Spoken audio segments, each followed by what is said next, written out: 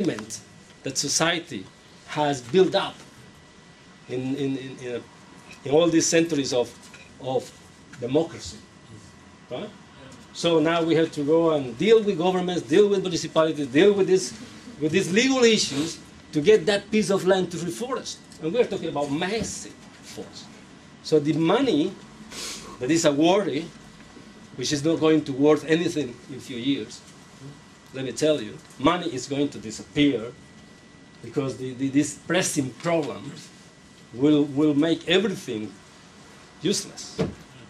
So the money issue now is urgent, as Tony is saying. We have been discussing this for a long, long time. And now we are in the South trying to do these beautiful ideas to work, but we don't have the money. And when the money issue comes, then corruption, mishandling, it's better to understand that what we are talking is that they are already professional organizations that have been built on the ethical and of permaculture. So the help, I can assure you that anybody in the institutes of permaculture around the world, or the institute or the permaculture movement around the world, they also practice those ethical principles in their lives. So we should trust as well. Thank you.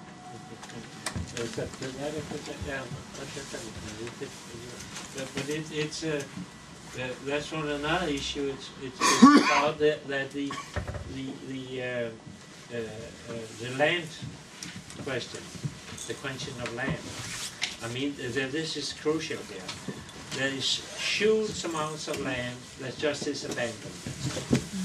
But they have in Latin America, they have this Iberian model. This originates from Spain. That if you can, if there are abandoned land, and that's because there's always been a lot of abandoned land in Spain.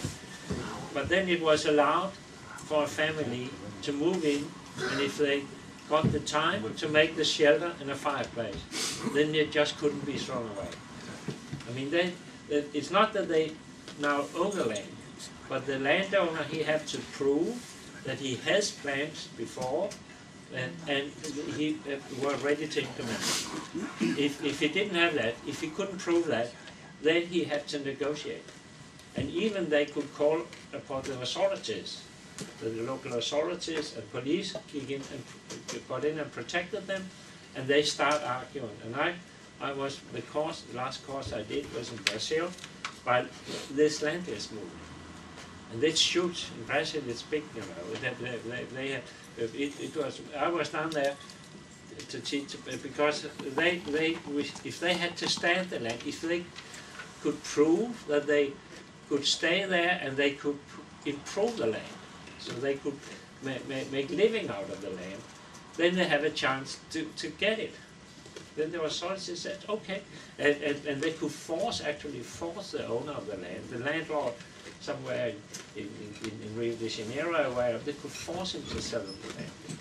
And I think that would be part of this strategy, a very important strategy, that how landless people could get land. I have you, it's Albert first.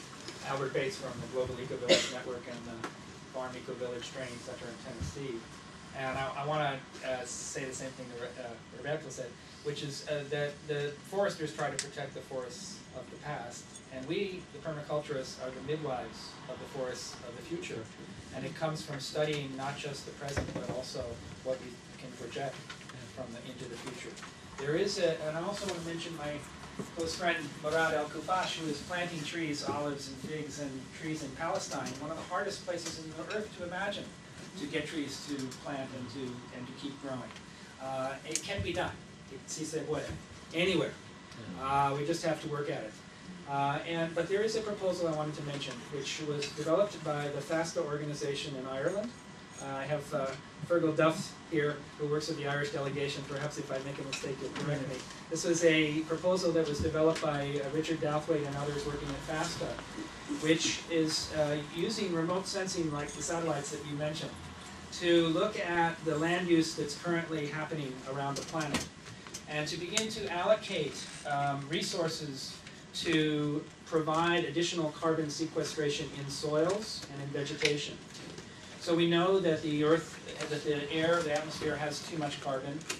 We know that it's come from the soil because we can see all over the earth where the carbon has disappeared from the soil. So we know that it can go back into the soil. So for countries that would increase carbon in the soil and the vegetation, they would receive a reward every year. And for countries that lost carbon from their soils and their vegetation, they would pay a fine every year, and the two would balance. And that could actually work down to the local level. So a country would say to its state or province, you must gain from what we're seeing in the remote satellite sensing and what we're having our people go out and measure the soil and the carbon from laboratory testing.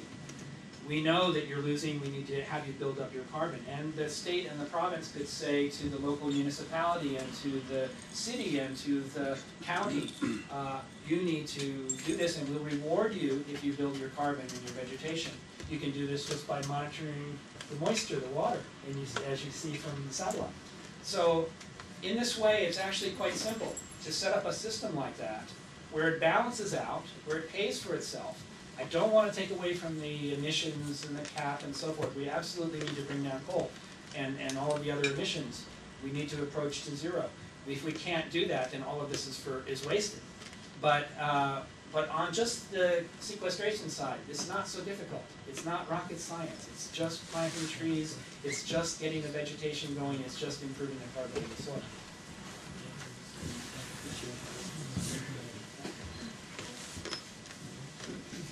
What is happening in India is in the rain-fed agriculture, arid and semi-arid areas, only agriculture annual crops they used to grow, and the forest they used to cut, and they used to grow the annual crops.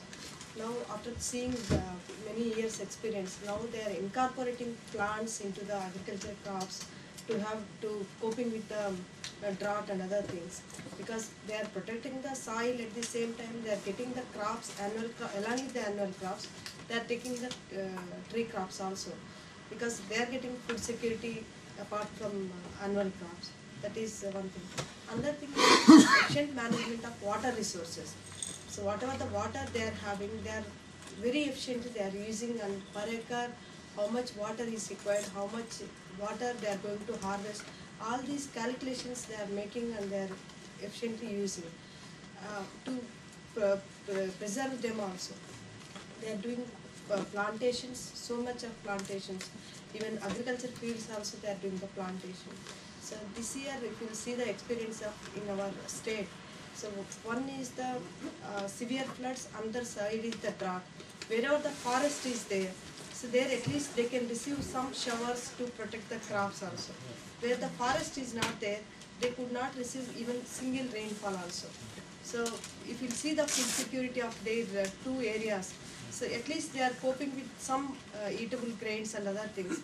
So where the rain is not received by them, so it's a drought, and they are having a lot of problems with the food security. So in that areas, planting of the trees, now farmers and many people are coming forward to take up the plantation, and civil society is also helping in the permaculture concepts. So diversification is a major concept here. 2 months ago, 2 months ago, there was a big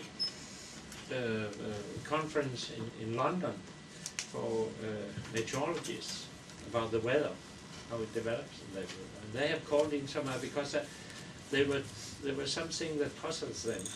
Why eventually there were bigger landslides, there were earthquakes, there were the tsunamis and all this, and they said, how come?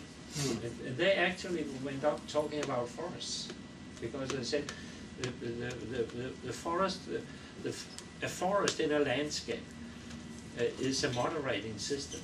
It's that it preserves it from getting too hot, preserving for getting too wet, preserving for getting too dry, you know. So, and when we are moving away the forest, it creates a lot of tensions in the soil, and in and even in the lower parts of it.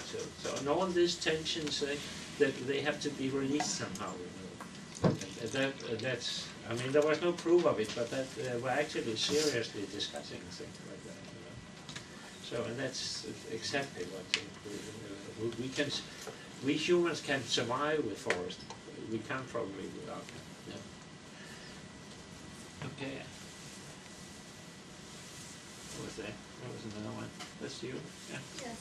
And so we've heard about talking about plantations and permaculture. And some say that it's not so difficult. Some say it requires a lot of skill to do permaculture. Can you say something about the difference between permaculture and plantations? Obviously, they're very different. But